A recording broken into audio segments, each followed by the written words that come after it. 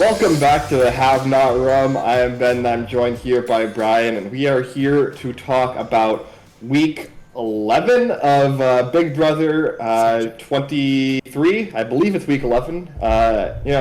Mostly we're going to be talking about our second double eviction in a row, where we finally lose our first two cookout members, and we get down to our final four.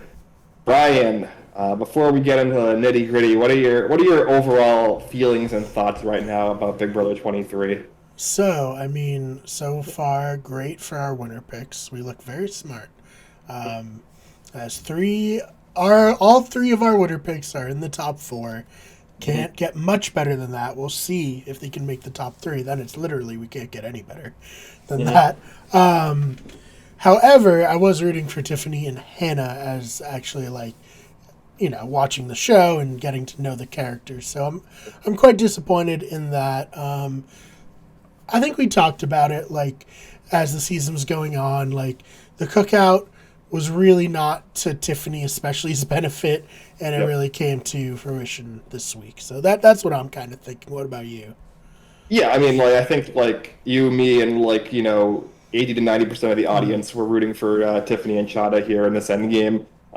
Which, of course, it's Big Brother. We can't ever get what the audience wants, and the two who will be leaving in a double eviction.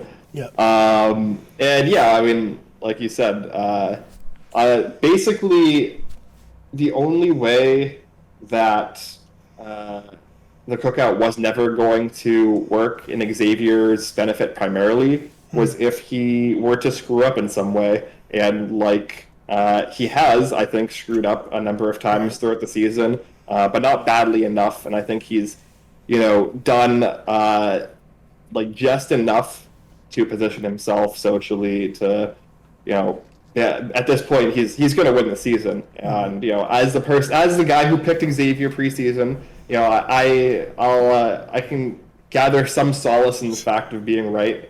I say that now, and then Oz is going to go on a cop dare and beat Big D in the final two, but hey, which we'll talk about. That's the only out for Xavier losing at this point. And it's fine.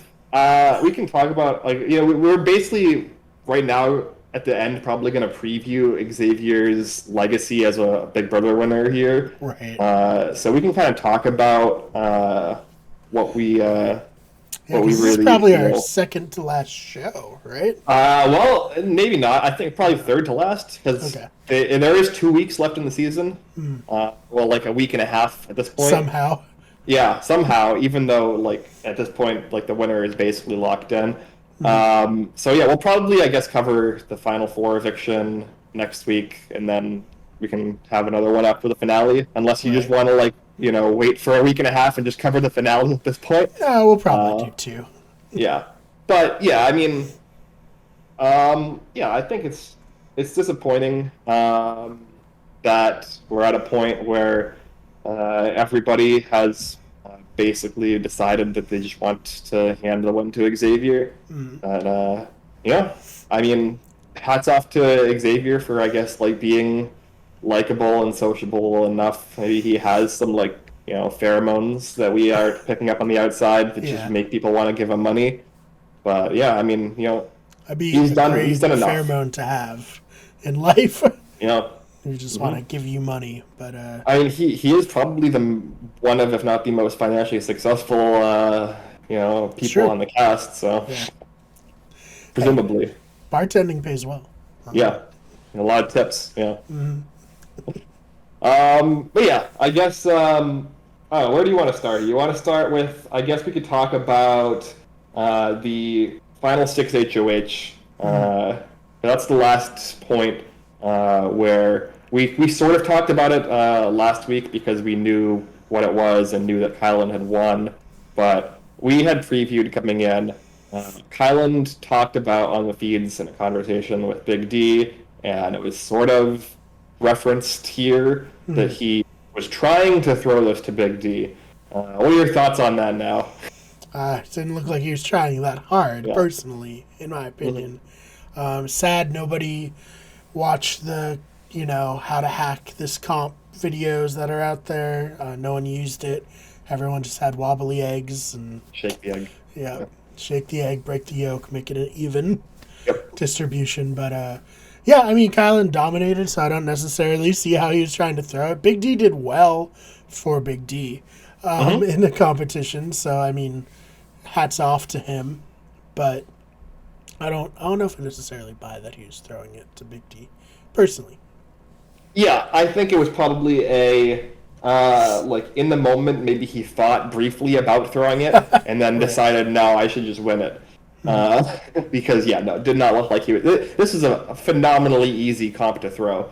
Yeah, exactly. So it shouldn't have been like this is not like a true or false or an A or B or before and after style like booth competition where you can like try to throw it and then accidentally get the answer right because you thought it was wrong, like Steve Moses style, or a little personal reference there for me in a game that I played, a Big Brother game. But it's this is not a comp that you can accidentally win.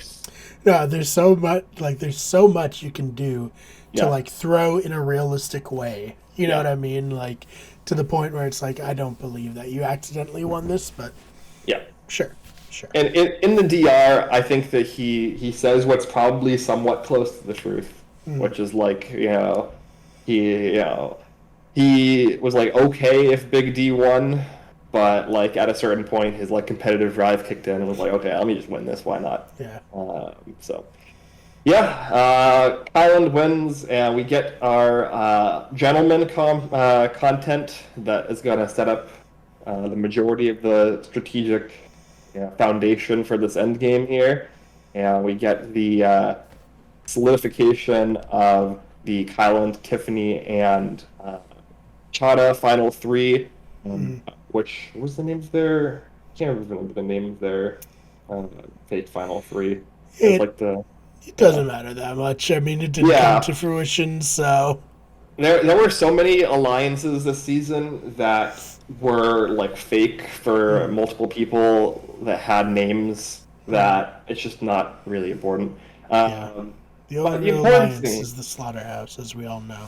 Yeah, exactly. The Butchers as well. The Butchers, Yep.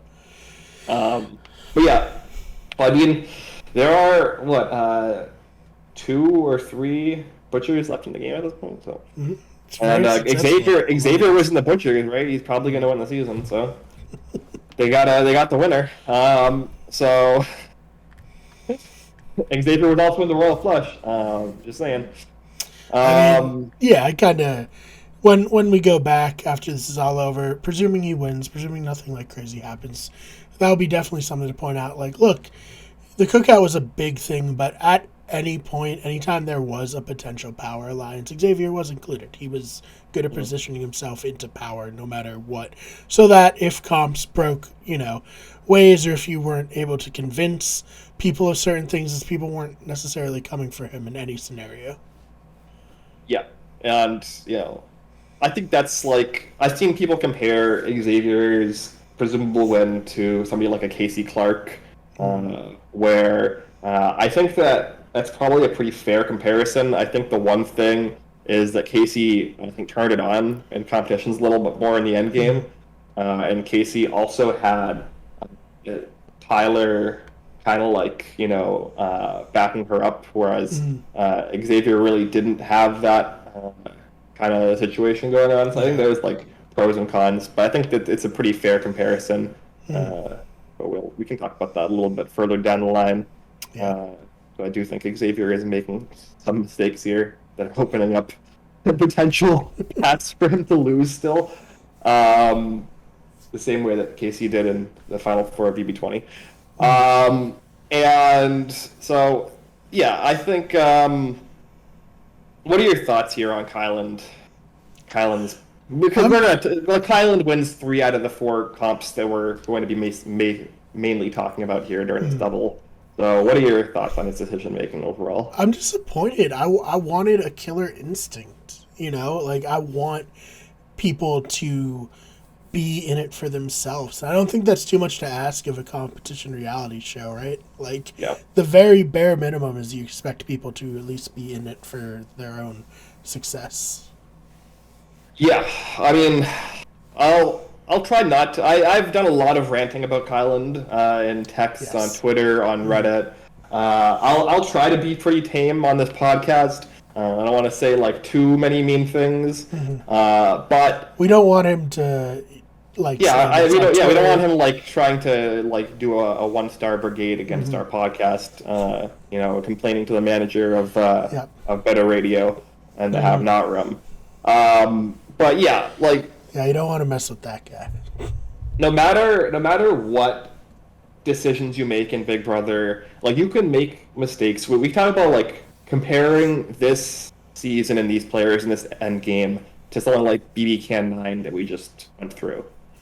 BB Can 9 had bad players making mistakes a lot. But for the most part, the players on BB Can 9 were trying to win the game, right? They were making incorrect decisions with respect to trying to win, with respect to like the goal of winning the game, but their fundamental underlying intent was to try to put themselves in the best position to win. Right. It's just they were bad at doing that.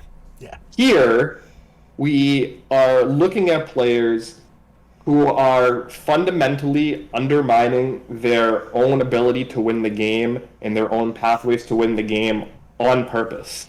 People like Kyland, who have decided in their heads this scenario they've created where they feel better, or Kyland feels better about losing to Xavier than bringing somebody like Big D or Ozza to the final two and winning a jury vote there.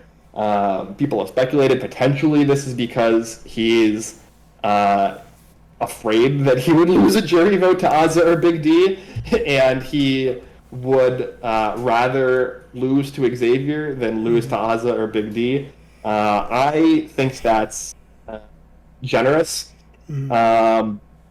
because Kylan has talked a lot to the cameras. He said in the diary room over and over again that this is just his legitimate feelings, that he finds some sort of nobility or honor in losing to the best, as he's put it, which he is established to be Xavier for some reason. Yeah. So that is frustrating. Like I think that the reason BB Can 9 was fun to watch, despite the fact that the players were bad, was one, I think there was more drama. So that was a plus. So they created more fun, entertaining feeds and moments.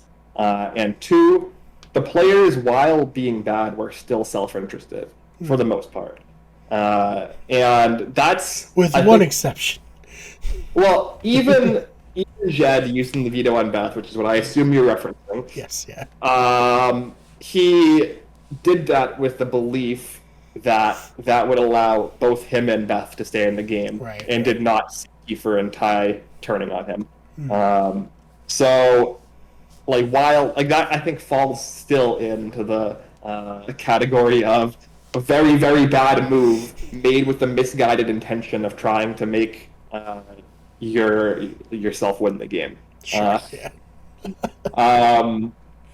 So I think there is a difference as a viewer from watching people play poorly because they're bad players who are like failing at trying to win the game versus watching people play poorly because they're intentionally trying to lose the game.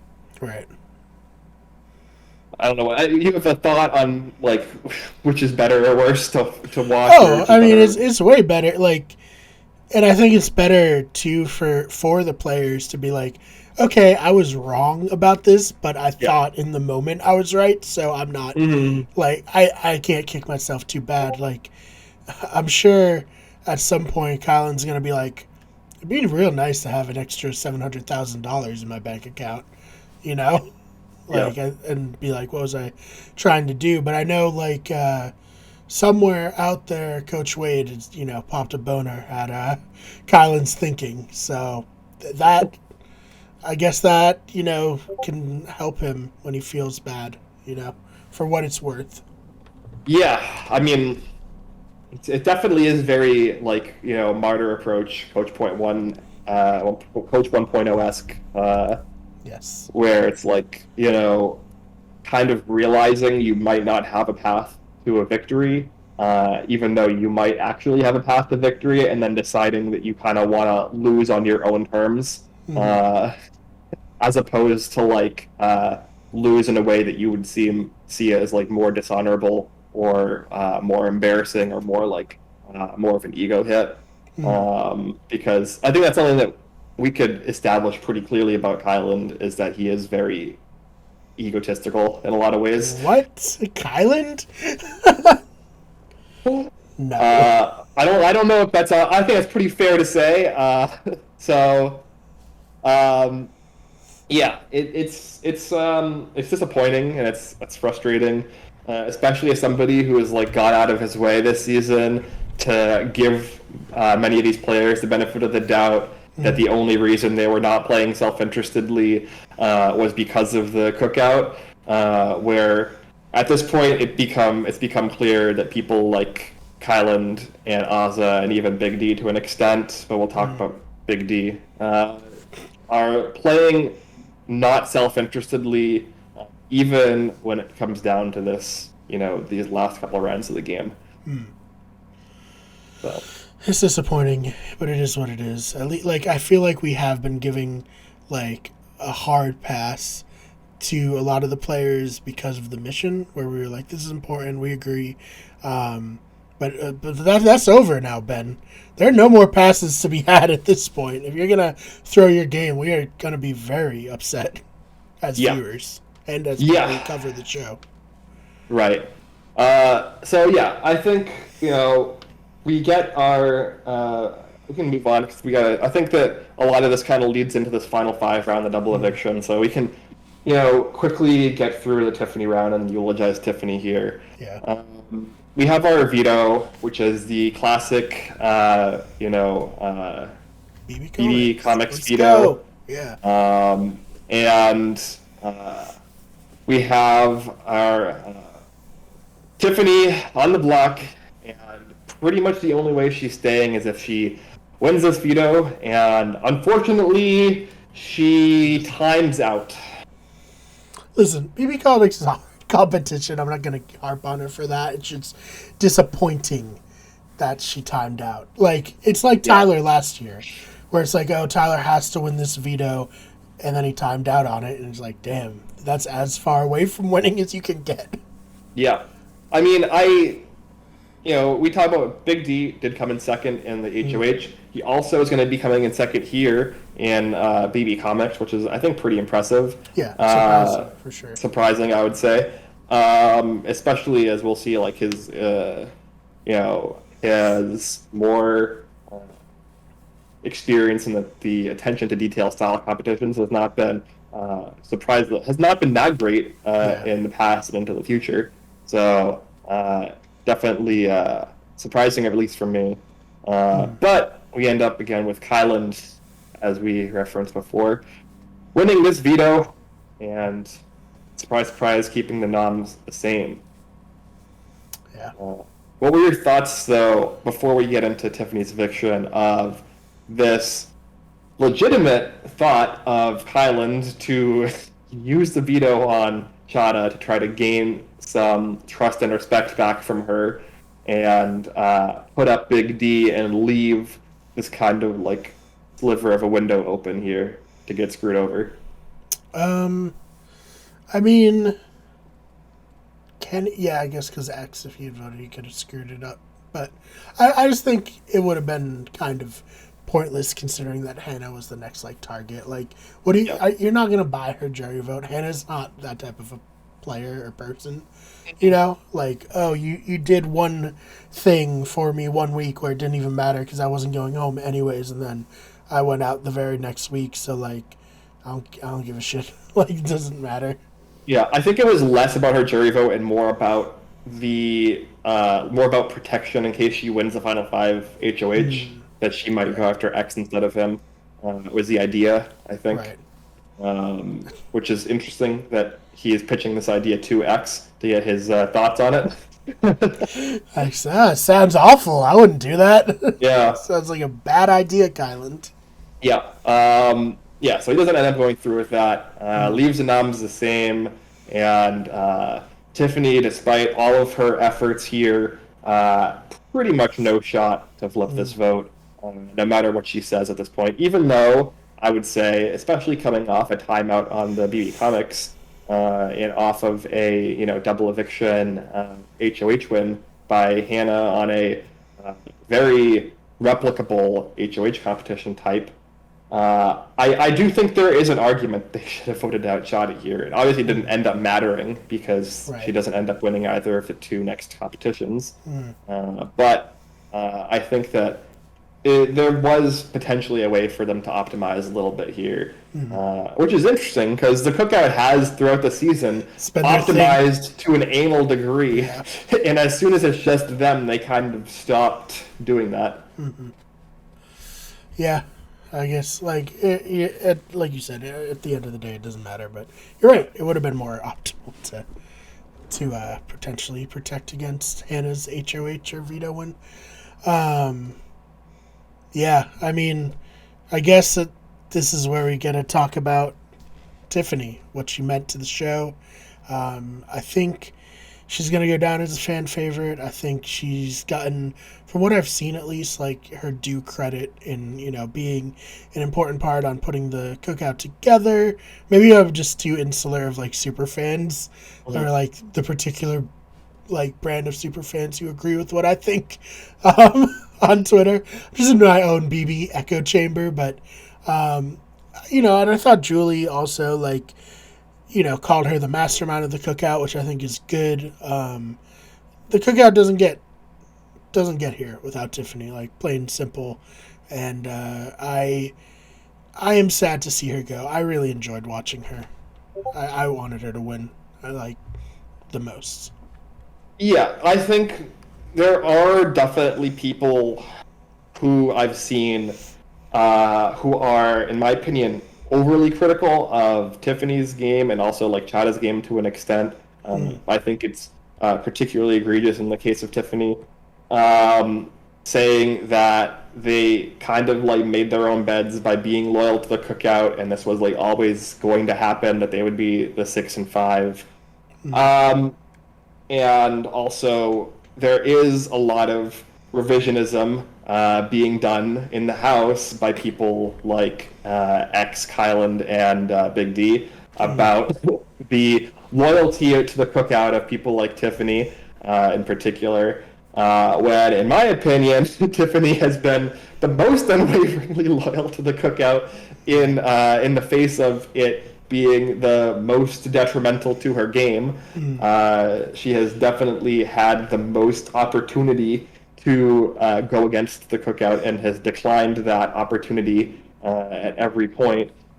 First, during Derek X's HOH, when she could have flipped the votes to save Christian, which would have benefited her game, but not the Cookout, and she chose not to do that. Then again, during Sarah Beth's HOH, where she again could have flipped the votes to save Derek X, which would have benefited her game at the expense of the Cookouts, and she chose not to do that. And then obviously during her own HOH, where she is the only Cookout member that had to put up and evict her +1 in Claire, and you could say, oh, well, she made the decision to win that HOH when she knew that would be an option.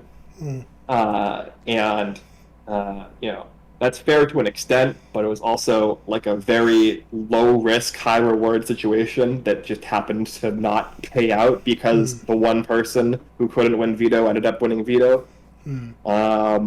And yeah, again, as we talked about throughout the season, with respect to Tiffany's gameplay and the Cookout in general, it has been clear that to a point the Cookout is not the most favorable way for Tiffany to go through this game, and she would have been better off with people like Derek X and Claire, and even Christian lasting longer, as I just referenced.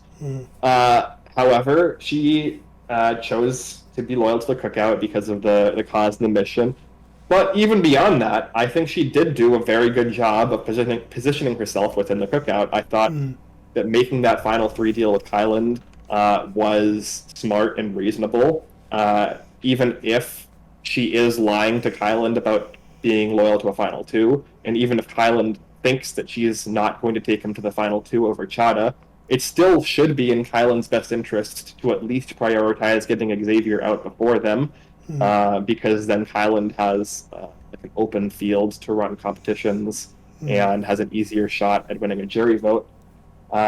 So it's hard to really criticize Tiffany too much when she has basically been between a rock and a hard place the entire season, and she should have been successful if the other players in the cookout had been playing in a more intelligent and self-interested game, particularly Kyland. Right. That's my Yeah. thoughts on Tiffany. Yeah, and I agree with them, and yeah, I think we're both just sad to see her go, and Yeah, and of course. because of course she even said, and who knows, they may never do another All Star season after last season, which would be fair, and that's cool, but maybe they'll do a season where they bring some people back, like they've done a couple times. But Tiffany even said, like, she's in her 40s, she's a mom, like she has a career. This is probably a one-stop shop for Yeah. Tiffany. This was her chance, and she probably can't make it work to come back another time. So in that sense, it's like disappointing because it just feels a little more disappointing because I 100% believe if they do invite people back from this season, Hannah is on the short list of people to be brought back, and she's so young that even if it's Mhm. like in 7 years, like they do an all-star season or something, she's still gonna be like under 30 by then, Mhm. and like maybe even a better player having like more life experience. So like it's sad in that sense. Does that make sense? I don't know, kind of rambling. Yeah, of course. I think that Tiffany would be on a short list if she wanted to come back, but as you said, it's unlikely. I think that we see a returning player season in the next 3 to 4 years at Yeah. least. So I do think people like Derek X, Chada, and maybe like Claire or like maybe like Christian as Yeah, like Christian's a another one. kind of like second chances style would be probably more likely at this point to be brought back. Yeah. Just in terms of like if Tiffany doesn't want to be, maybe when if 5 years down the line, if her son is in like college or like getting Mm, ready to go to college or like moving out of the house. I think he's like 13 or 14 right now. mm, But yeah, it's sad. It's sad that we lose Tiffany this way. She was like definitely my favorite player this season. mm. She was like a joy to watch. Yep. She brought some of the most drama to the season while also being like the best strategic player of the season, in my opinion, Mm, like at least the smartest strategist. Like watching her think and like come up with and execute the cookout plan was really incredible. Yeah, I mean, there's like pretty much nothing I could say negatively about Tiffany. Like obviously she made mistakes, but in a lot of ways those kind of mistakes were, in my opinion, forced mm, by like circumstance. Because as much as easy as it is for people to be like, oh, she should have turned on the cookout. Why did she not turn on the cookout? It's so dumb. mm. It's going to be hard for people within the cookout to turn on it, obviously for social reasons, for their own personal reasons, and also even from a game perspective. That's like 4 to 5 jury votes that you're basically like discarding Yeah, and just saying burning it. Yeah. just burning. So it's it's not an easy decision like to make. It's not like cut and dried of Mm, like this was obviously correct for her to do and she didn't do it. mm, Like she probably would have had to flip with Chada, and they both probably would have had to make the final two together mm. in that circumstance in order for to basically force the other four cookout members to like get over it and vote for one of them. Right. Um, and that's a big ask, I think, to make that move. Especially when Kyland and Xavier are two of the people you'd be flipping on, and also two of the most competent Sure. players in the house. Right, right, It would just have been a very, very tough thing to do and to pull off. right. I mean, I think that it's difficult to say when she should have done this. Like I think the people who are criticizing her would mostly be looking at her HOH reign, or potentially Claire's secret HOH reign the previous week, and allowing Claire or not kind of you know nicely allowing Claire to do the dirty work for her sort of situation. Right. So I don't know. It's such a fine line to walk of how does she win the game either way, right? Right. Um, and we kind of saw in the early parts of the game, like in the pre-jury headed into the start of the jury, the conversations that she had with Kyland about getting the cookout to jury was a win, and then this plan was kind of drawn up by her and discussed with people like Kyland and then people like Chada as well of is it a win if we get the cookout to the jury? And then it's no, we want the cookout to be the final six. It's Right. I don't know. It's difficult. It's difficult to discuss either way. I think the people who are making it out to be a very easy decision, like she made these mistakes here, here, here, are are being a little bit single-minded, I think. Yeah. Right. All right. So double eviction time. Yeah, double eviction time. And I think a lot of people who weren't keeping up with feeds didn't really know how much in a hole Chana really was at this point, where it was win a comp or go home situation. Right. And I think that a lot of that was elucidated in last night's Friday night episode, particularly with Oz's diary rooms that we'll get. But yeah, we have our HOH competition here at the Final Five, which is some weird bocce ball lawn bowling thing that for some reason is done in two parts. Yeah, I was gonna say when I was watching it, I was like, there's nothing about the first part of this that makes it a lesser challenge than putting the second part on it for Big Brother challenges. One of the challenges this season was balance beams. This is getting 10 balls on a thing is a fine thing for a challenge, right? Yeah, I don't they could have picked one, right? Well, I think the first half was less not entertaining than the second half. The second half was fast paced. It was fast paced, yeah. The second half, I mean, first of all, obviously, I know it doesn't matter for the most part, presumably, who wins between X and Azza. There's an outside chance that Azza changes her mind and doesn't completely screw her game. But for the most part, this was just an excruciating wait as they throw their balls to kind of get things over with. Because at that point, the veto was mostly all that mattered. Julie's yelling at them.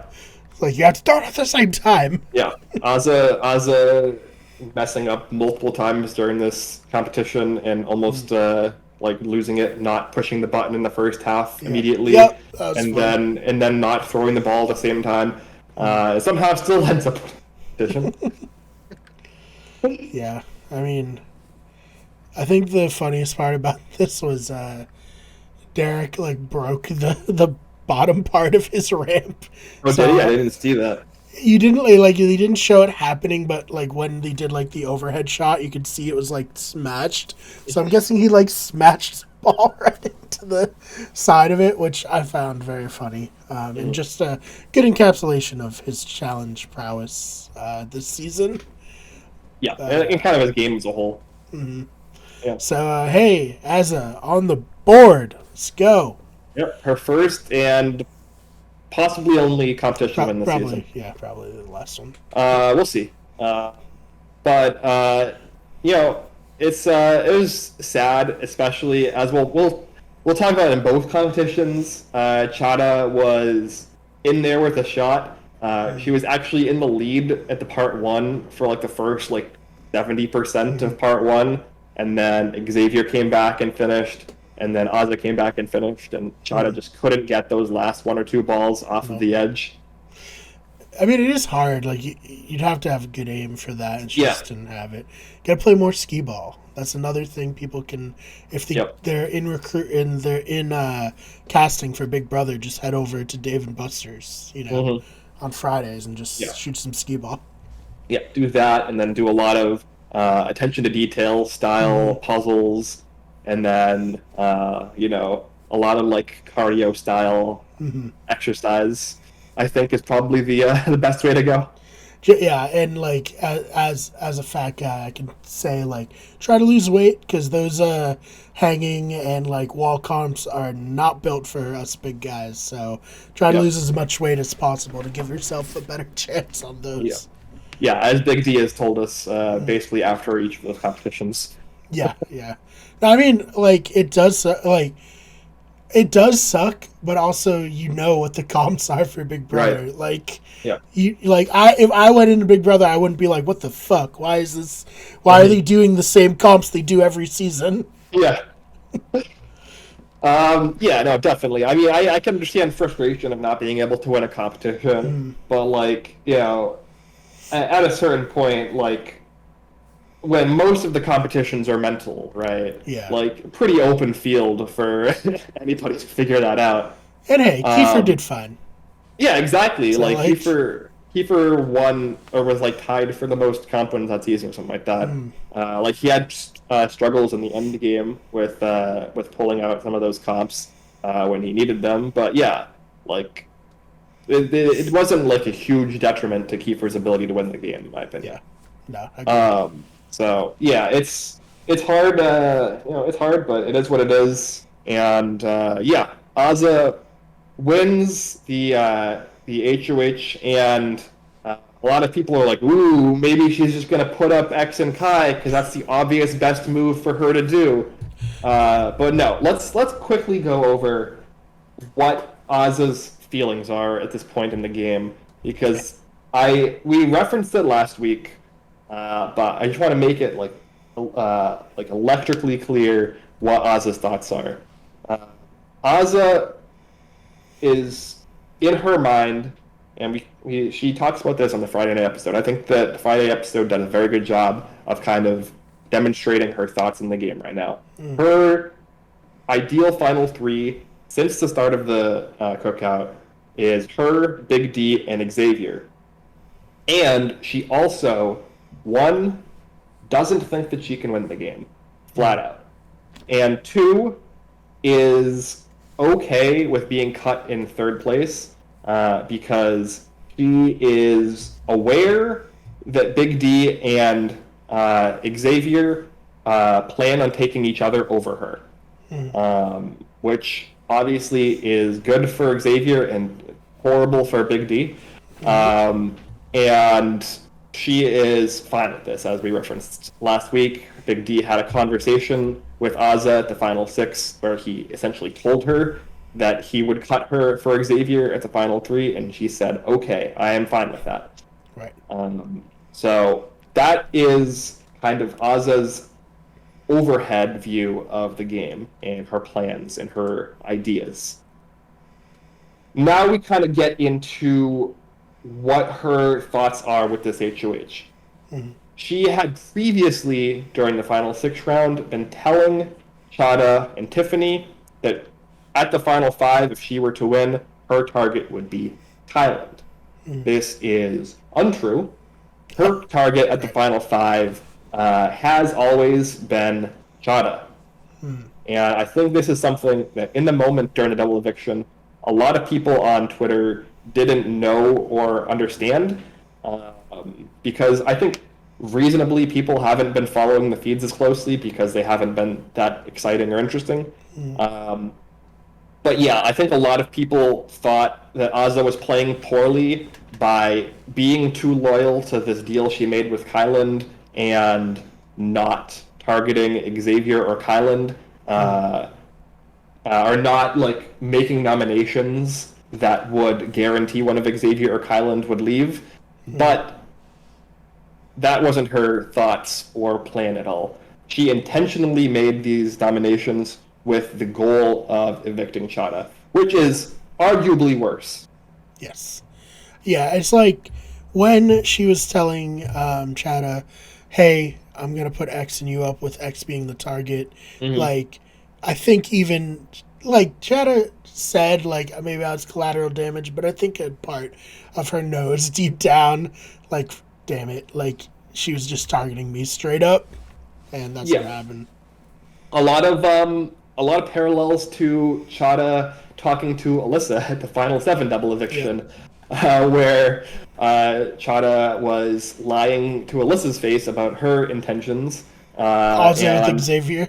Also with Xavier as the other nominee, and also Xavier will be coming off the block in both of these instances. And Alyssa left in the double thinking, oh, I was just collateral damage in this instance because Xavier got saved with the veto.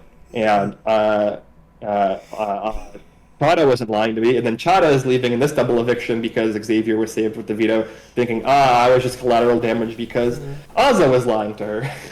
Live by the sword, die by the sword. Exactly. And another example of we're just continuing the line of every single person being worse off for having one HOH and doing the incorrect things. Season, yeah. Again, except for Xavier here at the week 3 Xavier's HOH, and then as we'll talk about Xavier at the Final 4. Right. Well, actually, no, not even Xavier at the Final 4. Xavier at the Final 4 is going to be screwing up. So yeah, again, we have Azza intentionally targeting Chada here with the intent that Kyland will be the target at the Final 4, and that her, X, and Big D will be the Final 3, so that she can kind of like somewhat bow out. I don't think that she's going to throw the Final H, but I think that she doesn't really care one way or the other, and she is fine with coming in third and having Xavier or Big D win the season. Xavier will be the one winning. Will be the one winning, yeah. So yeah, that's kind of where we're at in terms of like we talk about Kyland intentionally trying to lose the game and the way he's doing that. This is how Azza is basically intentionally losing the game. Right. It is what it is, I guess. Yep. I mean, I expected more of Kyland. I can honestly say I did not expect more of Azza. Does that sound like shitty to say? Like, I think that's reasonable. I have a lot of criticism of Kyland's gameplay, decision making, obviously in this end game, and him as a person. I think he has a lot of character flaws that can be criticized. But overall, he does have some amount of skill at certain aspects of Big Brother.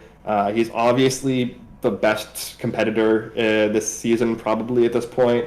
You could argue, on an even playing field, he might be worse than somebody like Christian or even Derek X. Sure. But as far as people who you would bet on to win any given competition, he is up there. He obviously has a decent amount of skill in gaslighting and manipulating people, as he did with Sarah Beth.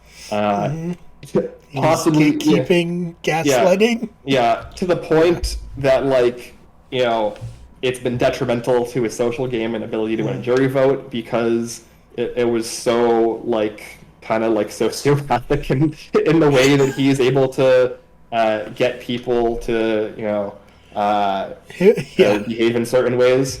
Him getting to the end and not getting Sarah Beth's vote would be hilarious. It would be a good capstone, I think, on his game. I think that we'll also talk at the end of this podcast about another potential, way for Kyland's story to end that would also be pretty funny and ironic. So, yeah, I think that on the other hand, Aza has, I think, shown throughout the season that she doesn't really have a great strategic hold on the game, and a lot of her decisions are much more emotional than logical. And she's been self-aware of that and fought back against that for to an extent throughout some of the mid-game. But I think that inclination combined with her lack of confidence in her ability to win the game under any circumstance has kind of just made her concede to like, okay, if I can't win the game, I'm just gonna choose the two people I like the best and try to like make them be the final two. So, yeah, Is what it is. What'd you it think is of what what it the is. bleep? Yeah, let's talk about what the bleep. A classic. I like that challenge. I don't know. I thought Yeah. they picked some good clips to put the bleep on. Yeah, there's some good ones. Big D was definitely enjoying it. He was He like, loved it. he was laughing more than paying attention to the questions, I think. Yeah, agreed. And yeah, we do see at the final, or 5 questions in, it's tied between Xavier, Kai, and Chada. And I think Aza might also be tied with them. Maybe not. She might be one behind, and then I think Big D was 2 behind. And then we have 2 questions left. We're like, okay, we might at least get to a tiebreaker here where Chada has, her foot in the door to win this veto. And then the very next question, question number 6, we have Brent Champagne's face pop up on the screen, and everybody gets it right except for Chada, and she falls a question behind. And Of course, ultimately, it's him who ruins Chada's game after everything. Yeah. Real, frustrating, dramatic irony there. Yep. Yeah. And, we end up in a tiebreaker instead between just Kyland and Xavier, where they both struggle, seemingly, with answering the math question. I think Kyland doesn't even really try to do math and instead just wants to write a number with 69 in it. Which, fair, and respect. Yeah, probably one of the things he's done this season that I could actually have some respect for. And he ends up winning the tiebreaker question on basically how many seconds was the egg HOH to the final 6.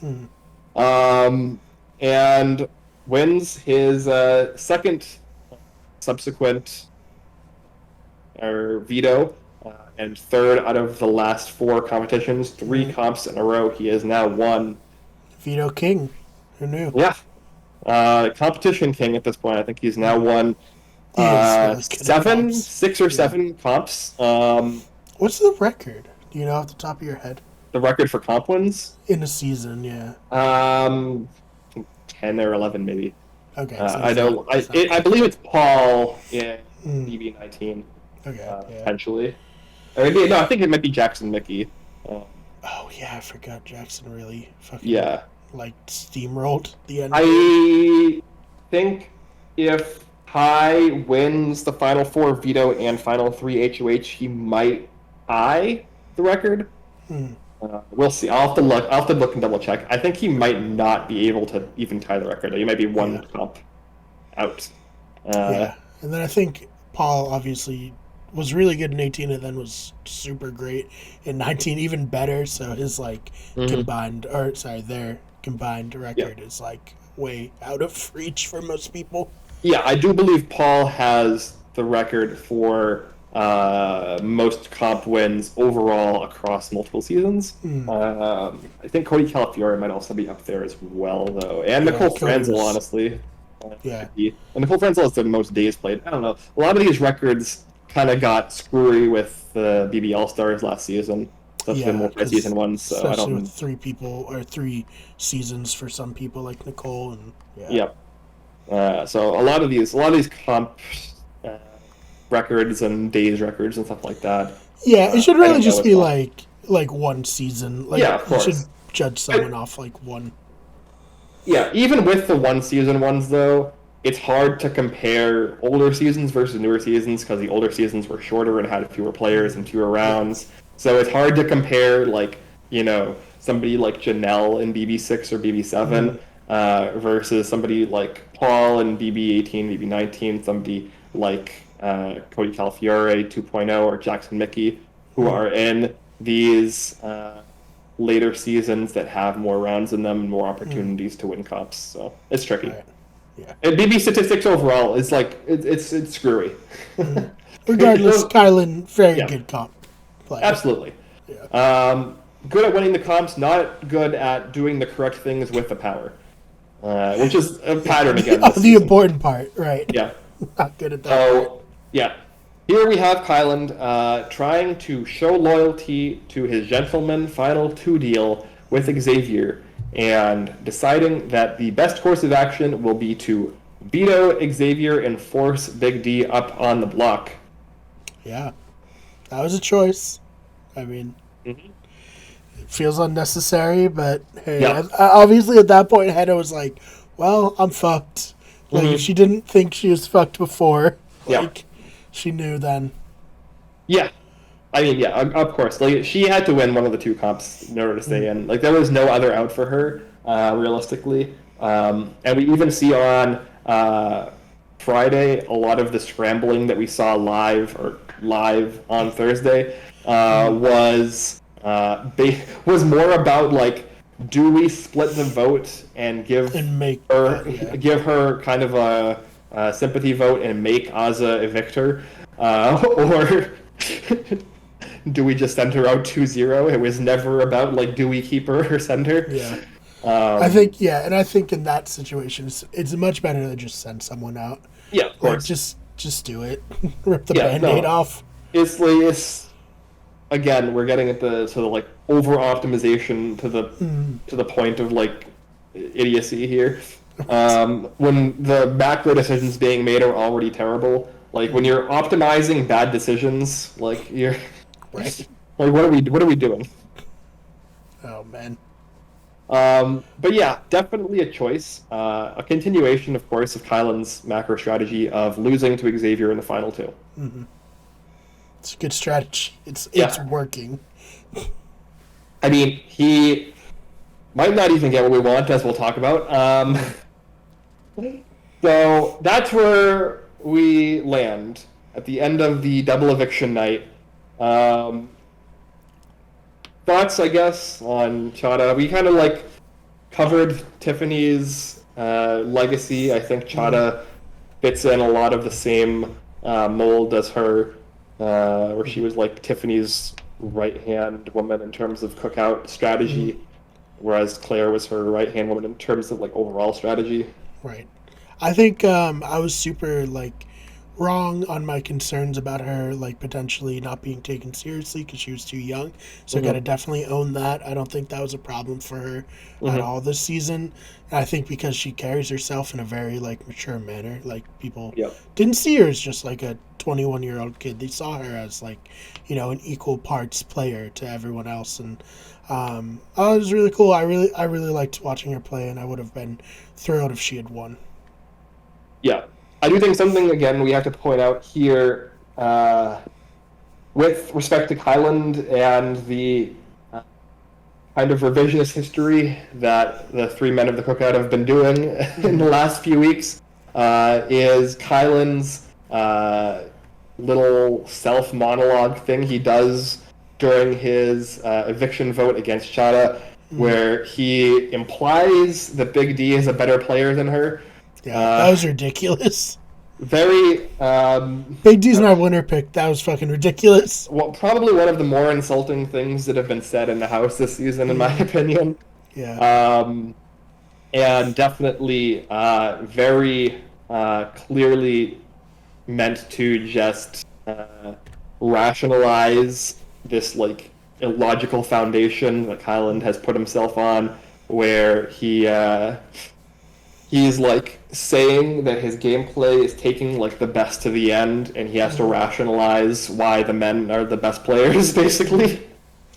Hey, I mean, I kind of like, I respect that in the sense that it's just like, yeah, I'm going to take the best at the end. The best that are the people I say.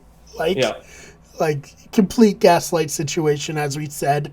You Hmm. know, gaslight, girl bossing, all that.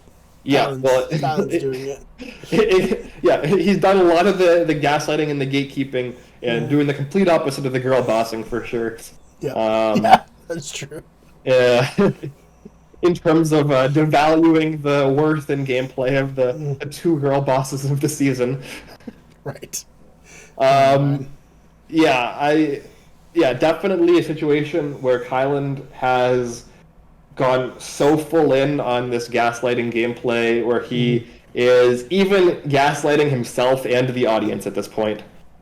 That's when you Uh, know it's bad. When yeah, you're gaslighting yourself into believing your own bullshit. right. So yeah, I don't know. I don't know what else to say about that at that point. Um, it's ridiculous that that we're having to talk about the idea of Big D being like a good game player, and we see even Big D's opening confessional or opening DR in the Fire Night episode being like, I don't know why all these people are thinking it's a smart idea to keep me around. When it's like, well, I mean, you haven't won a competition, you've accomplished nothing in the game, you've done nothing, you've contributed strategically exactly nothing to the game, and you're not going to get a single jury vote. So that's pretty much why. Yeah, I mean, in his mind, he's Dr. Will in BB2, but Yeah. no one else is. Yeah. So yeah, that's it's disappointing. This is how Chada's legacy in the game is going to end, where she is going to kind of nonchalantly go out in this double eviction with people insulting her gameplay as she's leaving the door and like lying and gaslighting to her for basically no reason. Right. But yeah, that's where we're at, and we'll see. I guess we can also talk about this jury segments that we saw, and it'll be interesting, I think, to see Tiffany and Chada's thoughts when they join the jury of their, of the game overall and their position in it. Yes, it definitely will.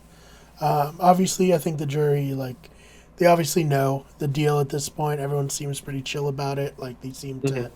Like, Derek X actually not being a super fan was great for this moment when he found out that there's never been a black winner in BB, U.S. history. He was shocked, which is shocking. It's 23 years. Like, right? 23 years? Well, it's I guess. 21 years, 23 Yeah. seasons, because Right.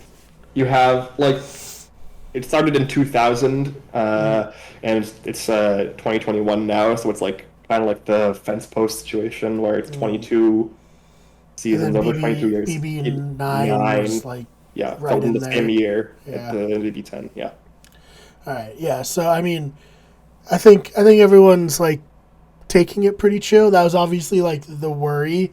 Like, are yeah, people gonna be like not cool about it? But no, everyone gets it. And yeah, I think if you were in this situation, as long as you're not a horrible person, you would understand. yeah. No, 100%. And I'm curious, like, kind of what the straw that broke the camel's back was as far as like figuring this out. I assume SB's exit or like goodbye messages were probably a little bit more elucidating than we saw, Right. and she was able to like really, really piece it together, and then like kind of have like an ego death, and then explain that to Brittany and DX, who were kind of already sort of on the right track. And then you have a similar situation with Claire and Alyssa coming through, probably also getting similar goodbye messages that made it abundantly clear what was going on. Yeah. So, So, it was good to see everybody again. I always like the mhm. jury segments. See, just get another chance to hang out with the fallen players. Yeah, and seeing the jaw drop moment of people like Brittany, DX, and even like SB finding out that Claire went out on Tiffany's HOH. I will say, Brittany has been delivering in these jury segments. Like, Yep. she's perfect for these. I think Brittany has always been fun in small doses. The issue when she was in the house is that it wasn't in small doses, I think. Yeah. So, yeah, no, definitely. She's been, one of the more fun, like, kind of, like, she's like the foreman of the jury or whatever. Like, coming in and, like, being, come on in, guy. Like, Yeah. what a twist. Wow, that's really incredible. Yeah. Yep. Yeah, and in Survivor, it's the mayor of Ponderosa. I don't know Yeah, if you yeah. have a name for it in The mayor of the jury house, yeah. Yeah. So, yeah, it's been fun. I like the jury segments, and I hope we get some this upcoming week because we have a lot of episodes left and not a lot like to cover, really. Yeah. All right. I think that's pretty much it for the double eviction episode. Yeah. And then we get in to our special Friday night episode because I believe the Emmys are on Sunday. Yeah. Emmys are Sunday. So that's why we're getting this over with now. And we get our Final Four HOH competition, which is CSI Vegas themed, I guess. So, Ben, quick question. Don't know if you were a big CSI guy back in the day. Nope. I watched it like a decent amount. So CSI was based in Vegas, like the original CSI. Why are they calling this CSI Vegas? Like, why is it not just CSI, another season of CSI? With like two of the main cast members from the original show. I don't get it. I don't know. I never was into CSI. I watched like 2 episodes of NCIS once. That's pretty much the closest I got to being into those kind of shows. I was into Numbers for a second. Yeah, Numbers was fun. I dated a girl in high school who was really into NCIS, and I watched a lot of NCIS with her, and the entire time being like, I don't get why you're like so entranced by this show, but it just kind of felt to me like the same episode over and over again, and not like in an interesting way where like there was story progression on top of that. But maybe some people are into that, like the Law and Order SVU, Law and Order, whatever the other one was. Criminal Intent, Trial by Jury. Yeah. What else? So we got L.A. That didn't last very long. Yeah. Organized Crime just came out, but my mom told me that was already canceled. So disappointing for another Law and Order spinoff. But SVU is still going very strong. Outlasted the original and is now on longer than the original. Yeah, and then you also have, like, I think 911 is a show now or something like that, and there's a couple other ones. Chicago PD, yeah, like, FBI. Yeah, FBI was the other one I was thinking of. Yep. I don't know. CBS loves this shit. It's, like, so much. Like, I just never really understood, like, these kind of, like, cookie-cutter procedural shows that like literally like you could put on, go into the other room and do something and still be able to follow the plot. Just not really my style of TV. Yeah, I think like they were very good for the days before DVR, the days before on demand, when you miss an episode. Every episode's self-contained, so it doesn't matter. Yeah. But now I feel like they're kind of like of a foregone era, in my opinion. I would tend to agree. Bygone, not foregone. Yeah, whatever. It doesn't. I knew what you meant. I would tend to agree. Obviously, there's still like some people watching this. Like, obviously, I'm very wrong because they're like the #1 shows on television. Yeah, I don't know if like just like this is what boomers watch or what. Like, I don't know. It's good. I don't understand it. Yep. I just it's just. For some people, reality TV doesn't make sense to them, right? No, yeah, that's fair. So for me, these like procedurals just don't make sense to me. Yeah, the thing that's really like funny is when you go like on IMDb, it's like this guy was in 8,000 episodes of one of these shows. Yeah. It's like Jesus Christ, like what the fuck? It's so prolific when you get like prestige. Like shows that are 10 episodes every 2 years. Like, This person is just like pumping out like tons of content for this. Yeah, yeah. I mean, it's just kind of like, you know, I think comparing it to reality TV, I think a lot of people criticize reality TV for being like lazy.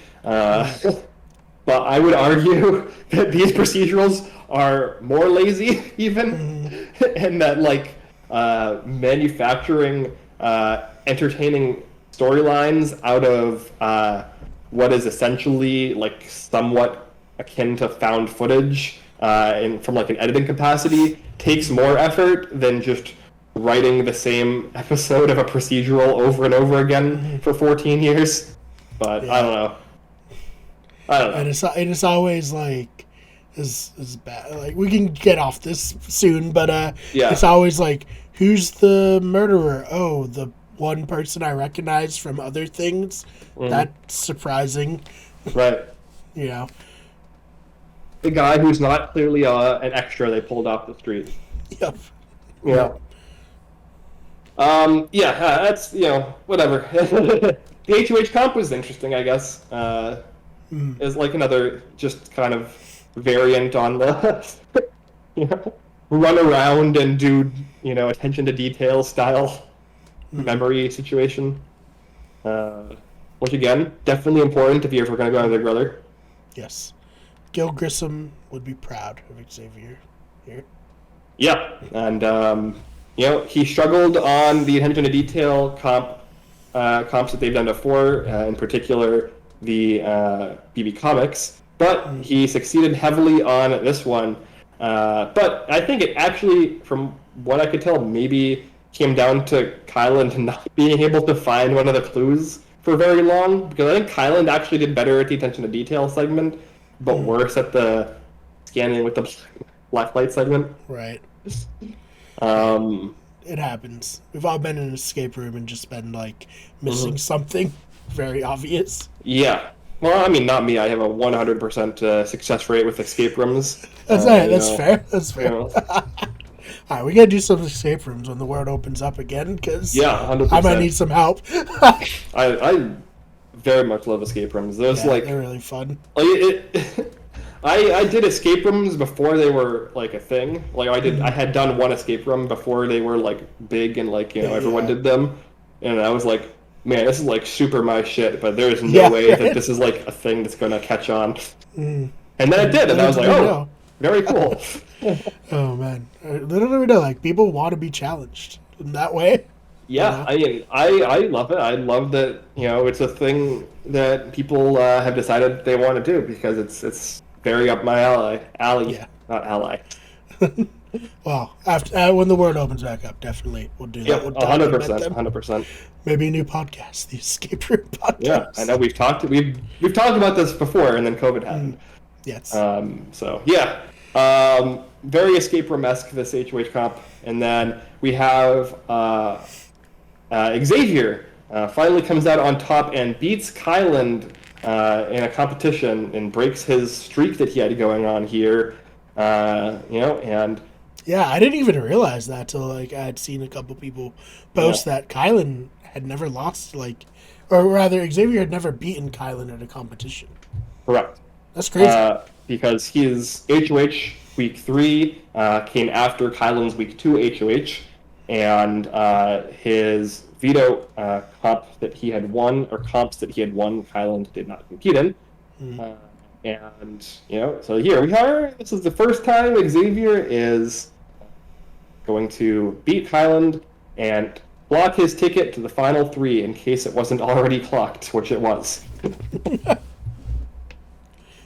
for him. That has to feel good for you, as he's your winner pick. Nothing crazy can happen now to him. He's safe, and he's gonna have a chance at that 2-part, or rather 3-part HOH. But he's gonna have at least 2 chances to win.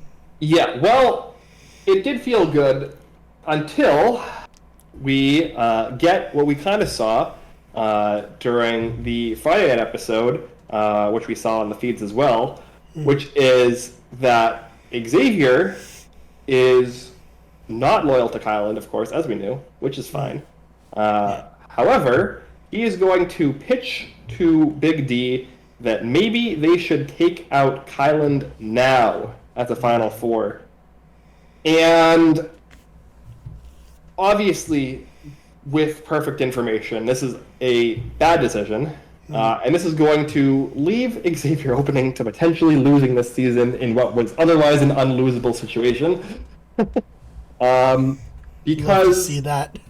Because Kyland is and was planning on taking Xavier to the Final Two, where he would have lost a jury vote to him. However, Azza will not.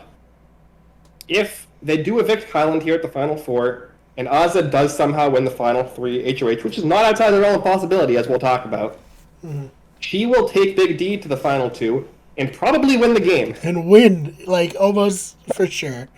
And then somehow, we thought it was bad when we had 3 of our winner picks in the Final 6 on BB Can 9 and didn't get a hit. This would be really bad for us. It would definitely be a huge hit to our egos. Well, I mean, look, again, 3 of the Final 4, and, you know, again, Xavier is still, like, probably 90% to win the season at this point, at least, depending on how this goes. But, like, yeah, it would be very, very kind of blue ball-y. Absolutely. No pun intended. So, yeah, terrible idea. There's a few things, though, that could save Xavier from himself here. One, I don't know if Big D will actually do it. I think that if Big D or Xavier do win this veto, which is, I believe, happening now, and they do get the opportunity, or Big D does get the opportunity to do this eviction, I believe he still at this point plans to evict Azza, but he could change his mind, and I think Xavier could change his mind. And again, the only way this does backfire is if Azza wins the final HOH. And I do think that Xavier is still the odds-on favorite to win the final HOH at this point against Azza and Big D if that is the final 3. Yeah, so I think he would too. The issue, though, becomes the final 3 HOH format, right? We have seen some divergence from the standard format. For instance, in BB21, the format was slightly different, but then it kind of swapped back to more standard in BB22. So the general format in Modern Big Brother has been Endurance Challenge Part 1, kind of half physical, half mental memory days style, final HOH Part 2, and then Part 3 is questions about the jury, which previous to Big Brother 20, I believe, was basically like kind of crapshooty questions about the jury answering random non-game related questions, where it was like kind of just a toss-up who was going to win. Since then has become more days and game focused about remembering specific things that happened during the season, which is more skill based. On this day, I won this that type of a thing. Did I win my first veto before or after I, sat on the block or whatever? That sort of situation. And my issue here is if they do evict Kyland at the Final Four, if Kyland doesn't win the veto, and if Azza wins the veto, she's evicting Kyland 100%. If Big D or Xavier win the veto, it's kind of up in the air at this point what Big D will do. And so they might evict Kyland. So if Kyland doesn't win the veto and then is evicted at the Final Four, we have Big D, Xavier, and Azza in the Final 3.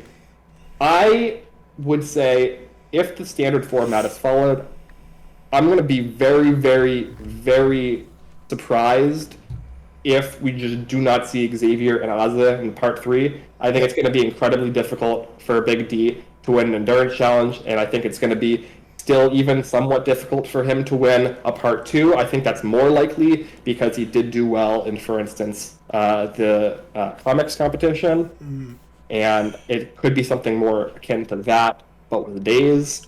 So Yeah. Although, like, we've seen stuff like where they have to like climb on a wall and like put Yes. stuff into like I don't Yeah, like the see him being BB21 that one great on at the that. rock climbing with Yeah. Holly and Nicole. Mm. Yeah, obviously, if something like that, I think that Ozzo or Xavier probably just beat him straight up. Unless they like very severely screw up the days portion and he doesn't. Um, and like again, we see something like JC in the final three of BB20 having a similar issue with winning competitions like that, where it was like putting these blocks on like a tower, a block tower, and that was just not something that he was going to be able to physically do better than people like Casey and Tyler, regardless of anything. So, with that in mind, we could head into a finale where we're looking at Xavier versus Ozza in a part 3, where the winner of that competition wins the game. And that is severely way more up in the air of a situation than it should be for Xavier, when he should have the game locked up. Right. But hey, it might be good for us. Add some drama. Last minute. I think that given the decision making of many of the players this season, and many of the players of the Cookout in particular in this end game, an Ozza and Big D Final 2 might just be what the season kind of deserves as a capstone. Yeah. And I would be very, very... I think it's easy to say Ozza wins in that Final 2.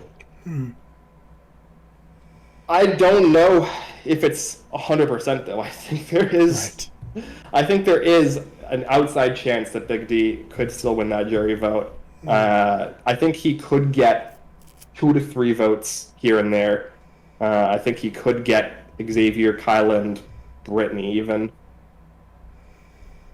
and that's scary. Hey, not for me. That's my Obviously, yeah, that would be a hilarious for you way to end the season.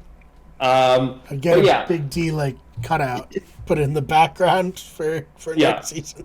I do think though that if this doesn't happen and Xavier does still win the season, the fact that this was possible, similar to as we criticized Xavier choosing the third nominee power or third nominee punishment during the Dominoes veto, he's making unforced errors that are leaving openings for his game to end where it was not necessary, right? Right. Yeah. And this is kind of my issue overall with Xavier's game, where he, in the preseason, I compared my confidence in him as a player to my confidence in Tyler ahead of BB20. And he is not a Tyler. He's not a mastermind player. He is not like, an all-time great. And he's not going to be like a top-tier winner if and when he wins. Because he has demonstrated that he has shown very little agency in the game outside of the social positioning he's done within the Cookout, which has been very good, obviously. And he's done a very good job, as we talked about, as a mediator to keep the Cookout from despising each other so much that they break apart, because the Cookout is beneficial to him, and he's at least been self-aware of that. Yep. But in the times where he has had to make strategic calls in the post-jury segment, he has, in my opinion, made incorrect decisions. Again, with that punishment situation, he took those punishments in a situation where it was unnecessary, where he was 100% safe on the block that week, and he's putting himself on the block the following week where he doesn't know if he's going to be 100% safe. He's also taking a 24-hour solitary confinement punishment, where during that time, Tiffany was actually able to do a lot of work to bring Kyland over to her side, which he then ended up having to undo eventually, but he put himself in that position by taking these punishments unnecessarily. So, and then again here at the Final Four, he is pushing for the incorrect decision to be made about who should be evicted. When there's literally only two choices to be made, he's pushing for the wrong one. So it's very hard to defend a lot of his gameplay. And it seems like a lot of his gameplay just kind of comes down to like having a very good social bonds in a social game, particularly within the cookout, and just being a likable dude and being capable of winning competitions. And in this season, that's been enough. It probably is going to be enough for him to win, but it's not a top tier game by any means. I think it's fair. Yeah. All right. I mean, we'll see, because we might have to, in 2 weeks, be trying to evaluate as a winner, and I'm not sure I know what to even say at this point. Like, but yeah, we can save that for another time. Yeah, I think that we'd probably compare Ozza to like a Jordan Lloyd, maybe. Yeah, that's exactly what I was gonna say. Yep. Where not a lot of strategic acumen, not a lot of agency, kind of gets taken to the end of the game because she's seen as very malleable, easy to manipulate, easy to beat, like very non-threatening, and then wins a couple of important comps down the stretch, and then is just considered more likable than the person that she ends up next to. Right. That's basically the analysis. It's the same story of Jordan Lloyd 1.0. So that means on All-Stars or in a future season, she'll come back and come forth somehow and almost win again. Yeah. Well, sure. We'll talk about it. We'll be here. Yeah. But yeah, we definitely have to leave that open as a possibility. Definitely after the double eviction, I was like, the game is over. Xavier has won. After the Final Four HOH and the conversation should have had that we saw in the episode to an extent, the game is not actually over. Even before this, technically, Ozza could have won Final Four veto and then Final Four HOH. But now that window that was narrow has widened to, I think, somewhere between a 10 to 20% chance of happening, which is not irrelevant. So. Yeah, we'll see. Yep, we'll see. We'll know know in a few hours, right? Yeah, we'll know in a few hours if Kyland has won the veto, and we'll know if Big D or X won the veto, and by Monday, presumably, what that decision will be about whether to evict Ozza or Kyland. And if they do evict Kyland, or if Big D in particular does evict Kyland, the ball game is open. Absolutely. Yeah. A lot of people have criticized Oz's, correctly criticized Oz's decision in a double eviction, but her mistakes in double eviction have definitely seemed to be less detrimental to her chance to win than Kyland's, at least. So. Right. I think that's it. That. Any other thoughts on Big Brother 23 so far before we sign off? No. It's kind of weird that we have so long between now and another episode. Survivor will be back before the next episode of Big Brother. That's weird to think about. Yeah. The next episode is Wednesday at 10 after the 2-hour Survivor premiere next Wednesday.